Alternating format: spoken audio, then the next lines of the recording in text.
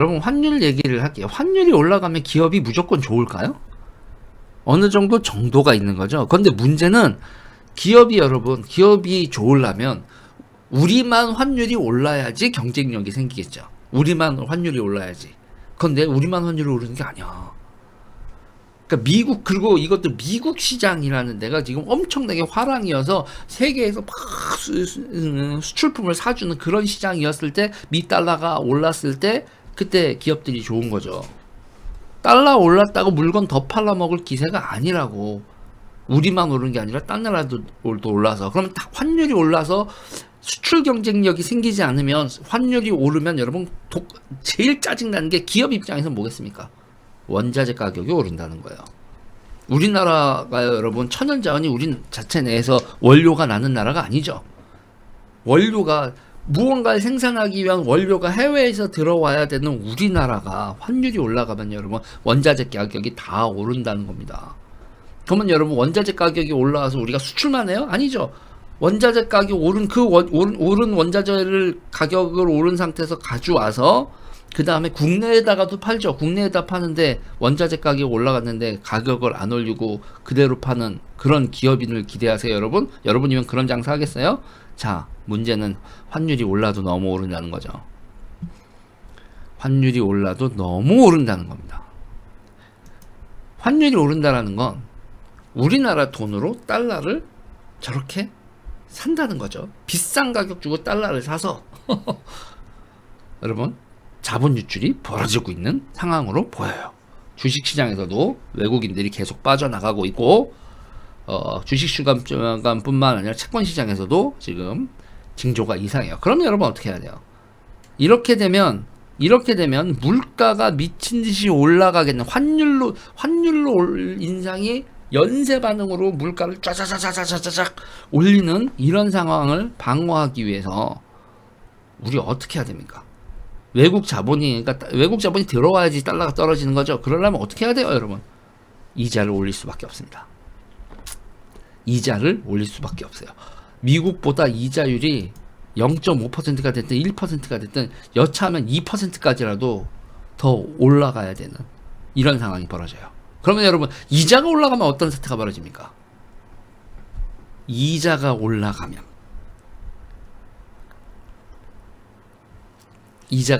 어떤 일이 벌어져요, 여러분? 자산 가격이 폭락하죠. 왜 자산 가격이 폭락해요?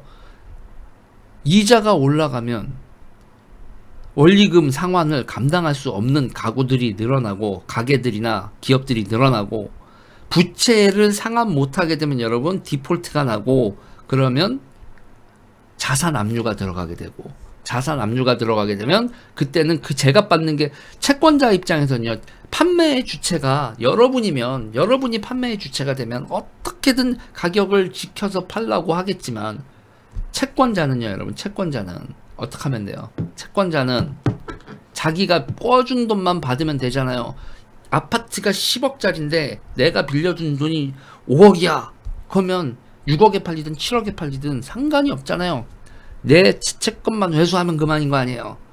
경매시장에 이런저런 물건들이 쏟아져 나오면 자산 가격이 폭락을 하겠죠. 자, 이게 여러분, 이게 그냥 환율이 이렇게 올라가는 게 그냥 환율이 올랐다. 아이고 유학 송금하는 게 올라갔네. 그 정도의 차원의 얘기가 아닙니다, 여러분. 그 정도 차원의 얘기가 아니에요. 환율 방어를 위해서 환율이 오른다는 거. 그러니까 여기서 정치적으로는 두 가지 문제가 있다고 얘기했어요. 여러분, 정치적으로는요. 물가가 오르는 건 여러분 어떻게 돼요? 물가가 오르는 건 여러분 국민 대다수한테 문제. 이게 훨씬 더 광범위하게 그러니까 선택을 해야 돼요. 선택을 해야 되는 거예요. 물가가 오르면 물가가 올라서 살 수 없겠다고 난리가 나는 사람들이 있어요. 그 사람들이 뭐를 합니까, 여러분? 우리나라에선 별로 벌어지지 않는 일인데 해외 같은 경우에는 여러분 물가가 오르면 뭐가 난다? 라이어트. 폭동이 납니다. 응? 사람들이 마비돼요. 군중이 돼서 폭동을 일으킵니다. 물가 상승은 정치에 엄청나게 치명적인 거예요. 정치인들에게. 지나친 물가 상승은. 그러니까 물가 상승과 자산시장 붕괴 중에서 골라야 되는 상황이 돼요. 그런데 더 연병인 가장 최악은 뭐겠어요? 물가도 오르고 자산시장도 붕괴하는 게 최악이죠. 지금 분위기가 그렇게 가고 있다는 거예요. 지금 분위기가 지금 분위기가 두 개 다 물가도 오르고 자산시장도 붕괴하는, 왜 그런 일이 벌어질까요? 물가도 오르고 자산시장도 붕괴하는 이유가 뭘까요? 근본적인 원인에 대해서 뭐 어쩌고저쩌고 좌파들이 짓거리는 얘기 많지만, 여러분 간단하게 사람 사는 이치로 얘기하면 여러분 효율성이 떨어져서 그래요. 효율성이 떨어져서 그런 일이 벌어지는 겁니다. 자, 어떤 효율성이 떨어져서 이런 일이 벌어지는 거냐 보세요. 여기서 요렇게 하면 물류 생산 기타 등등에서 효율성이 대표적인 거 예를 하나 들어보면, 독일에서 가뭄이 들어서 강바닥이 낮아졌어요. 그러면 거기는 바지선으로 화물이 왔다 갔다 했는데, 컨테이너를 100톤을 물 와가지고 그 100톤을 하역을 하던 바지선이 20톤 30톤밖에 하역을 안 해. 그럼 바지선은 원가가 낮아지잖아요. 그러니까 그 돈을 못 벌잖아요. 그러니까 뭐예요? 야, 지금 강바닥이 낮아져서 이렇게인데, 이렇게 되면 100톤 했을 때는 그만큼은 100톤 했을 때 100만 원이고 20톤 했다고 20만 원, 이건 우리는 안 돼. 20톤 한 거 60만 원은 줘야지 돼. 100톤, 이게 여러분 이게 규모의 경제잖아요. 그렇죠? 그래서 독일 같은 경우에도 그렇게 독일도 원자재를 가져와서 그러니까 우리는요, 여러분, 우리는 해안선을 따라서 경제를 일으켰잖아요. 그렇죠? 그래서 지역균 등 이런 게 잘 안 되잖아요. 그냥 부울경 이쪽에 그냥 왕창 모여 있고 내륙 조금만 가도 아무것도 없잖아요. 그게 왜 그래요, 여러분?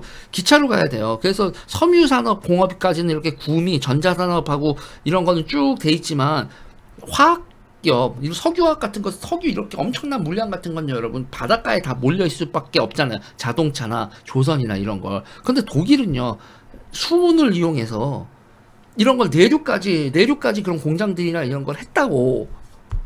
그랬는데 수운이 막혀. 그러면 그런 산업들이 효율이 떨어지면 가격이 올라가죠. 그렇게 되는 거죠. 예를 들면 그러면 우리나라 같은 경우에도 보세요. 세상에 니즈는 점점 많아져요. 그러면 옛날에는 100명이 모여서 자동차만 만들었으면 돼. 근데 이제는 100명이 모여서 자동차만 만들었으면 되는데, 인구가 뭐 더 는 것도 아닌데 이제 핸드폰도 만들어야 돼. 컴퓨터도 만들어야 되고 그렇잖아요. 그러면 자동차 산업이 효율화돼서 맨 처음에는 농업 생산성이 올라서 농업에서 잉여 인력이 나와서 다른 산업에 투입이 돼서 다른 산업이 일어났듯이, 자동차 산업이 100명을 쓰다가 50명을 써야 거기서 방출된 인력이 유튜버에도 취직을 하고 핸드폰 만드는 회사에도 취직을 하고 이렇게 벌어지는 거잖아요. 기본적으로 이렇게 되는 거야. 근데 전 세계 산업에서 여러분 효율성을 극대화하는 거에서 노동력이 폭증하고 그 자원이 이동하는 경로를 다시 재분배하는 데 있어서 핵심적인, 우리가 탈냉전 이후에 우리의 모든 경제적인 씀씀이나 이런 것들이 크게 전 세계 경제를 성장하게 했던 성장 엔진이 어디였어요? 중국이었잖아. 지난 30년 동안 성장 엔진이 중국이었죠. 우리나라도 중국한테 물건 팔고 돈 벌어 먹으면서 선진국 된 거 아닙니까? 냉정하게 얘기해서. 90년대 이후에 우리나라 경제의 성장 원동력 중에 하나가 중국이잖아요. 중국이 커지면서 우리 물건 계속 사가고, 맨 처음엔 소비재도 좀 사가다가 소비재 자꾸 줄여가지만 핸드폰도 요새 안 사주잖아. 그러면서 그냥 거의 올리 반도체만 사주는 그런 데가 돼 있고, 한국이 세련됐다라는 거, 그거를 막 국가에서 세뇌하잖아요. 중국이 요새 뭐래요? 한국 물건 후져. 이 미친 새끼들이 그렇게까지 여러분 나오거든요. 국가 브랜딩, 물건 브랜딩까지 그렇게 한단 말이에요. 이게 다 전략이라고. 그러면서 이제 내수, 중국 제품에 대한 자부심 뭐 이런 데고, 근데 국산이 최고야 그러고 있거든요. 아무튼 어쨌든 중국의 성장으로 우리는 오지게 물건 팔아먹고 성장을 했다고. 그렇게 갔단 말이에요. 그런데 이제 그걸 중국이 경제 성장을 하는 거 더 이상은 못 봐주겠다. 왜? 패권 도전자가 돼 있는 중국의 성장은 여기서 멈춰야겠다고 패권 전쟁을 걸어오면서 물건이 이렇게 가던 게 갑자기 중국을 경유하는 건 다 안 돼. 우리 지금 배터리 같은 것도 저기 중국에서 소재 사오는데, 아니 중국은 안 되고 딴 데로 이렇게 돌려. 환장하는 거죠. 환장하는 건데 벌어진 일이야. 그래서 지금 있잖아요. 지금 이 상황은 그 가치사슬 체계라고 하는 원자재가 돌고 있는, 이 모든 게 막 뒤죽박죽 되고 있는 이 상황에서 어떻게 살아남고, 그 다음에 지금 이 상황에서 진짜 우리나라가 추구해야 될 건 여러분 뭡니까? 이 혼란 속에서 이 혼란을 극복하기 위한 가장 근원적인 해답은 어디 있는 거예요, 여러분? 효율성을 올려야 된다는 거예요. 노동 효율성, 유통 효율성, 기타 등등. 교육도 여러분, 교육도 되게 현실적으로 교육을 해야 되고, 그러니까 노동 인력을 여러분 배출을 해야 되는 상황이 다시 된 거예요. 왜냐? 지금 그러니까 중국하고 갈려지면서 우리 생활에 필요한 거에 있어서 중국이 노동을 투입해서 제조하고 공급하던 물건들이 안 들어온다는 건, 그게 세계에서 어디선가 방글라데시가 됐건 베트남이 됐든 어디에선 하건, 아니면 우리 자체 내에서 하던, 그래서 우리 자체 내에서 하는 걸 그걸 뭐라고 불러요, 여러분? 리쇼어링이라고 하죠. 리쇼어링이라고 합니다. 리쇼어링을 하려면 여러분 어떻게 해야 돼요? 노동자들이, 우리가 있잖아, 대한민국 노동자들은 이만큼이어야 돼 라고 했었던 그 기준점이 있잖아요. 그 기준점을 가지고는 리쇼어링이 안 된다고. 이런 얘기를 하면 이제 또 저 새끼 어쩌고 하는데, 미국이 여러분, 미국이 리쇼어링 하면서 우리나라 엄청나게, 우리나라 공장들 이제 반도체 우리나라에서 만들어라, 전기자동차 우리나라에서 만들어라 그러면서 우리나라 기업들 투자하고 미국에다 공장 짓고 있잖아요. 그러면 우리 말이에요. 우리가 어떻게 생존을 할까에 대해서 할 때, 그러니까 제가 얘기하고 싶은 건 그냥 딱 그거예요. 그러니까 인플레이션으로 고통을 겪는 시기가 왔고, 자산 붕괴, 이자율이 올라와서 이자율을 허덕허덕 내야 되는 시기가 왔고, 그리고 이 두 가지 시기를, 이거를 빨리 극복하기 위해서는 우리가 일명 구조조정도 벌어져야 되고, 나라 자체를 효율화시키는 그런 일체의 작업이 있어야 된다. 이거 실패하면 나고 하는 겁니다. 나고 하는 거예요. 다시 한번 여러분, 우리가 이때까지 계속 1960년대부터 2020년대까지 시험 보면 중간에 삐긋삐긋했지만 계속 성적이 상승하면서 선진국까지 왔는데, 여기서 잘못 시험을 치르면 나고 하는 겁니다. 전교 10등대에서 전교 20, 30등대로 확 밀릴 수도 있는 거예요.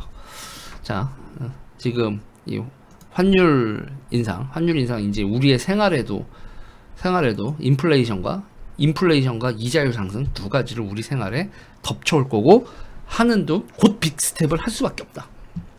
빅스텝을 할지 자이언트 스텝을 할지 모르겠지만, 한은이 기준금리를 올릴 수밖에 없고, 우리도 준비를 해야 된다. 이 얘기 여기까지 하겠습니다.